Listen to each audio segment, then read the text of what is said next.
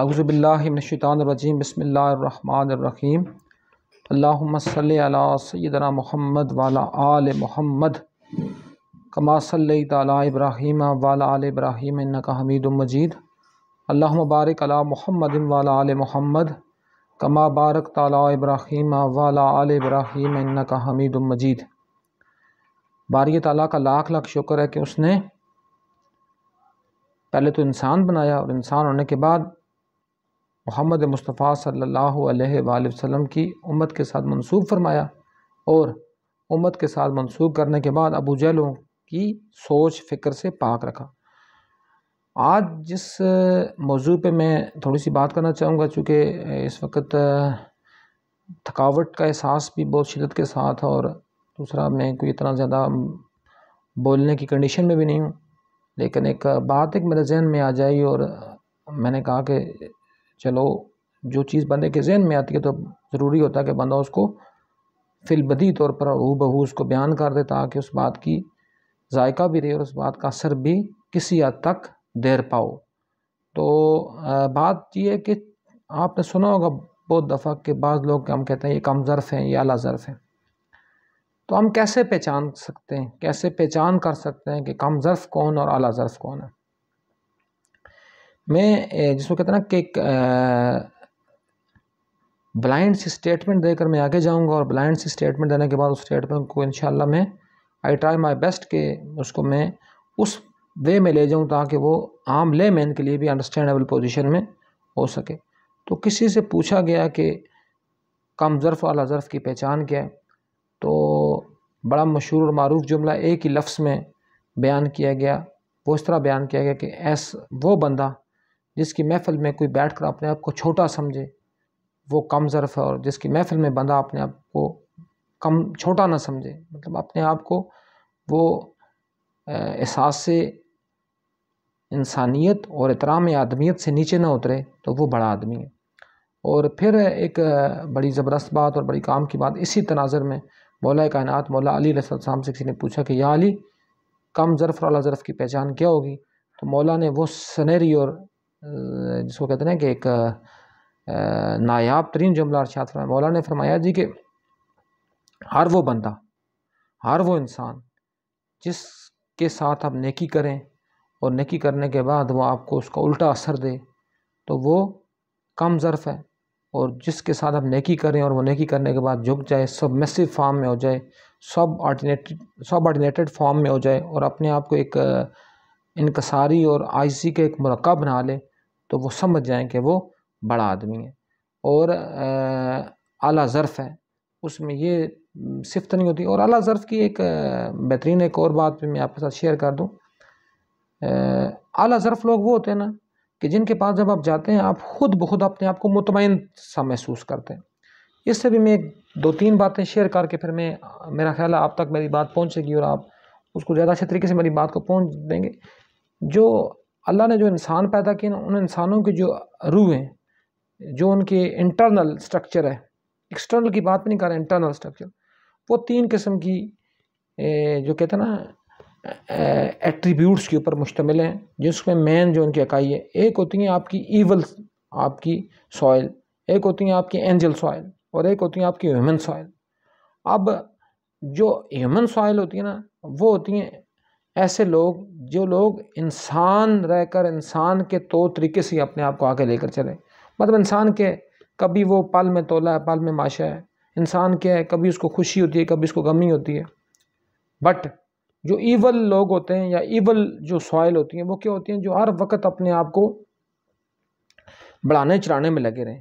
وہ یہ نہ سمجھیں کہ دوسرا بندہ جو ہے اس کا برین سٹرکچر کیسا ہے، اس کا ایکسٹرنل انٹرنل باڈی سٹرکچر کیسا ہے، وہ کیسے اس چیز کو ایبزارب، دیکھیں مین چیز ہوتی ہے ایبزارب کرنا۔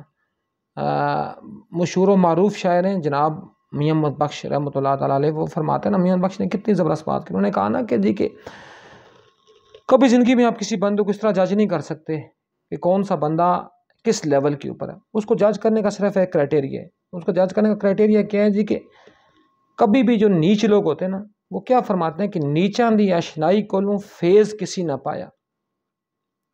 سمجھ آئی؟ نیچاں دی اشنائی کولوں فیض کسی نہ پایا، ککر تے انگور چڑھایا ہر گچا زخمایا. کہ ککر کا جو درخت ہے، آپ سب نے دیکھا ہوگا، یہ پنجابی کا شعر ہے، کیکر کا جو درخت ہے وہ کیا کہتے ہیں، اس کے اوپر انگور چڑھایا. اس کے اوپر اگر انگور آپ چڑھائیں تو کیکر کا درخت اگر کسی نے دیکھا ہے یا سنا ہے تو اس کی ہر شاخ سے کانٹے لگے ہوتے ہیں اور بڑے نوکدار کانٹے. تو کہتے ہیں اگر اس کے اوپر ہم انگور کو چڑھا دیں تو اس کا ہر گچھا جو ہوگا زخمی ہو جائے گا. یہ وہ لوگ ہوتے ہیں جو چھوٹے لوگ ہوتے ہیں، جو کم ظرف ہوتے ہیں، جن کی ایول سوائل ہوتی ہیں. اور جو اعلیٰ ظرف لوگ ہوتے ہیں، بڑے لوگ، ان کے لیے کیا ہوتا ہے، ان کے لیے یہ چیزیں میٹر ہی نہیں کرتی. کبھی بھی آپ کسی اگر بڑے بندے کو ملے ہو نا تو وہ بڑا بندہ کبھی بھی اس کی محفل میں آپ اپنے آپ کو چھوٹا نہیں سمجھتے. میرے آقا محمد مصطفیٰ صلی اللہ علیہ وآلہ وسلم کے جو غلام تھے جناب انس بن مالک، وہ فرماتے ہیں میں نے 10 سال محمد مصطفیٰ صلی اللہ علیہ وآلہ وسلم کی خدمت میں گزارے، لیکن وہ کہتے ہیں کوئی ایک لمحہ بھی ایسا نہیں گزرا جس میں محمد مصطفیٰ صلی اللہ علیہ وسلم نے مجھے کوئی سخت جملہ ادا کیا ہو. تو وہ میرے آقا کی شان ہے، وہ میرے آقا کی کرم نوازی ہے، وہ میرے آقا کی فضیلت ہے. ہم پھر کیسے کہیں کہ ہم محمد کے امت میں سے؟ ہمارا کردار نہ محمد جیسا، نہ ہمارے اطوار محمد جیسے، نہ ہمارے رہن سہن کے انداز محمد جیسے، نہ ہمارا سوچنے بولنے اور فکر کرنے کا انداز محمد جیسا. تو then how we pretend that, how we say that we are the followers of Muhammad. ہم تو محمد صلی اللہ علیہ وسلم کے محمد صلی اللہ علیہ وآلہ وسلم کے نعوذ باللہ ہم تو فالور ہونے کا دعویٰ کرنا بھی میرا خیال ہے سرکار دو عالم صلی اللہ علیہ وآلہ وسلم کی توہین کے زمرے میں آتا ہے. کہ ہم کیسے اپنے آپ کو ان کے ساتھ منسوب کرتے ہیں، ہم کیسے کہتے ہیں ہم محمدی ہیں. محمدی تو وہ ہوتے ہیں. میں آج کلاس میں ایک بات کر رہا تھا، میں نے کہا جی بر صغیر میں اسلام پھیلا کس وجہ سے پھیلا؟ اسلام پھیلنے کی بر صغیر میں 3 باتیں ہوئی. اسلام پھیلنے کی 3 باتوں سے اسلام پھیلا. مین جو بات اسلام پھیلنے کی ہوئی، میں نے پوچھا کہ اسلام کیسے پھیلا، کیا اسلام تلوار کے زور سے پھیلا؟ تو کہا گیا جی اسلام تلوار کے زور سے نہیں پھیلا. پھر کہا گیا کہ کیا اسلام اپنا تبلیغ اور مبلغین کے ذریعے پھیلا؟ اس سے بھی اسلام نہیں پھیلا. پھر تیسری بات کیا ہم نے کی جی کہ کیا پھر اسلام کس سے پھیلا؟ یہ کوشچن میں آپ لوگوں کے اوپر بھی دیتا ہوں. اسلام پھر کس سے پھیلا؟ اسلام پھیلا صرف ایک چیز سے، وہ تھا تاجروں کا کردار. جو تاجر تھے، اور آج ہمارے تاجروں کا کردار کیا ہے؟ وہ سب سے بڑے منحوس لوگ ہیں. وہ گراں فروش بھی ہیں، وہ ذخیرہ اندوز بھی ہیں، وہ منافع خور بھی ہیں. وہ سب سے بڑا رذیل اور لعین طبقہ جو ہے وہ ان کا. اور میں ان کو یہاں لے کر کس لیے آیا ہوں کہ وہاں ہی سے بندے کے اندر یہ پیدا ہوتا. اب ان کی دکان کے باہر کوئی چھابڑی فروش، کوئی آکر، کوئی پھیری لگانے والا اگر گزرتا بھی ہے تو وہ اس سے جس طرح کتے کی طرح اس کے آگے پڑھتے ہیں کہ آپ ہماری دکان کے آگے سے کیوں گزرے ہو، یا یہاں تم چیز کیوں بیچ رہے ہو. جبکہ اس بیچارے بندے کا کیا رزق؟ وہ تو رزق کماتا ہے صرف زندہ رہنے کے لیے، اور تم رزق کماتے ہو اپنی جہنم کی آگ بھرنے کے لیے. تو یہی مطلب سوچنے اور کہنے کی آپ ایک میں مثال دے کر میں بات کو کنکلوڈ اور کمپلیٹ کرنے کی کوشش کروں گا، اور میں کنسائز ہی بات کر کے اس بات کو کمپائل کروں گا. میرے آقا جناب مولا کائنات جناب حضرت علی ابن ابی طالب علیہ الصلوۃ والسلام، جن کا سب سے بڑا رتبہ اور جو سب سے بڑی شان کیا ہے، وہ اس عمران ابن عبد المطلب کے بیٹے ہیں. وہ عمران جو آل ابراہیم کا آخری فرد تھا. ہم کہتے ہیں نا جب ہم درود پڑھتے ہیں اللہم صلی علی محمد وعلی آل محمد کما صلیت علی ابراہیم وعلی آل ابراہیم انک حمید مجید، تو جب اگر آل ابراہیم آج بھی ہوتی اور آج بھی ہمیں آل ابراہیم کی بات کر رہے ہوتے تو اٹس مین کہنے کی بات کہتے پھر آل محمد کو کہنا ہی نہ پڑتا نا، کیونکہ آل محمد ڈائریکٹلی آل ابراہیم ہی کا ایک آگے سکسیڈنگ پارٹ ہے. بٹ آل ابراہیم تو وہاں ختم ہوگی. آل ابراہیم کے آخری 2 فرد تھے، ایک جناب عبداللہ ابن عبد المطلب اور ایک جناب عمران ابو طالب ابن عبد المطلب. اس کے بعد آل ابراہیم ختم ہوگی، پھر آل محمد کا آگے بقا ہوا. تو میرا چونکہ چلو میں بات کو آگے لے کر جاتا ہوں، کہنے کی بات کیا ہے وہ اس عظیم باپ کے بیٹے ہیں جنہوں نے اپنی شان سے، اپنی اس جس کو کہتے ہیں نا اپنی اس روحانی طاقت کا صدقہ، اپنے خون کا صدقہ، اسلام کے جو ناتواں عمارت تھی اس کو تناور، اور اس کو کہتے ہیں ناتواں جو درخت اس کو توانا درخت بنایا. جو کمزور ترین عمارت تھی اس کو بلند و بالا عمارت بنایا. وہ اسلام جو نعوذ باللہ من ذالک بدر میں کفار اور مشرکین مکہ کہتے تھے کہ ہم اس کو نعوذ باللہ ناپید کر دیں گے، وہ آج 2 ارب تک پہنچ گیا. تو اس کے لیے صرف 2 بندوں کی محنت لگی.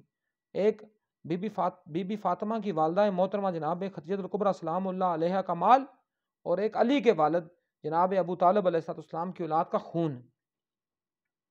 باقی اس کے علاوہ وہ کسی نے بڑی زبردست بات کی نا کہ اسلام کے دامن میں بس اس کے سوا کیا ہے، ایک سجدہ شبیری اور ایک ضرب ید اللہ، کہ ایک تو علی کی ضرب اور ایک حسین کا سجدہ ہے.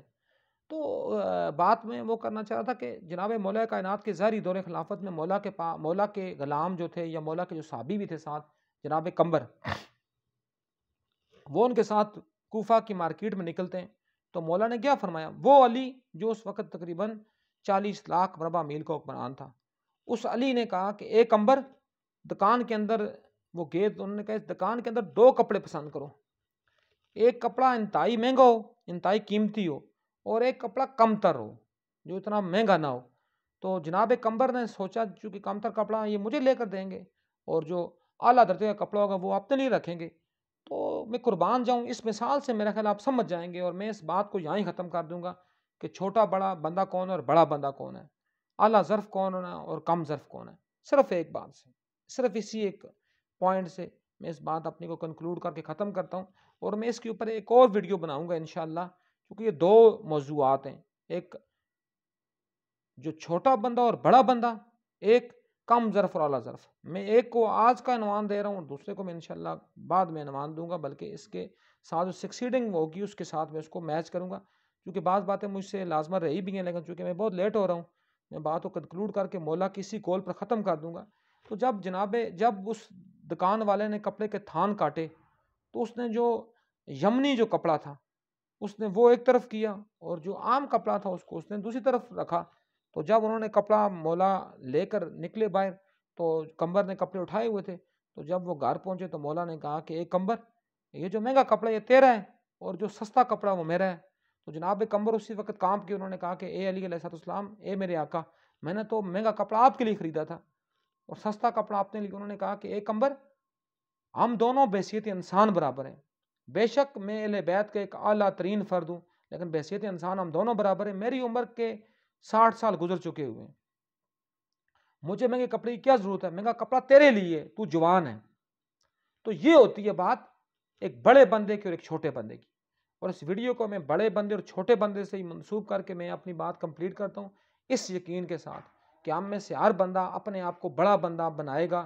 بڑا بندہ بنانے کے لیے کوئی سکیل کی، کوئی عہدے کی، کوئی رتبے کی ضرورت نہیں ہوگی. بڑا بندہ اپنے اعتبار سے بنتا ہے. تو اللہ پاک ہمیں بڑا بندہ بننے کی توفیق دے. وما علینا الا البلاغ المبین.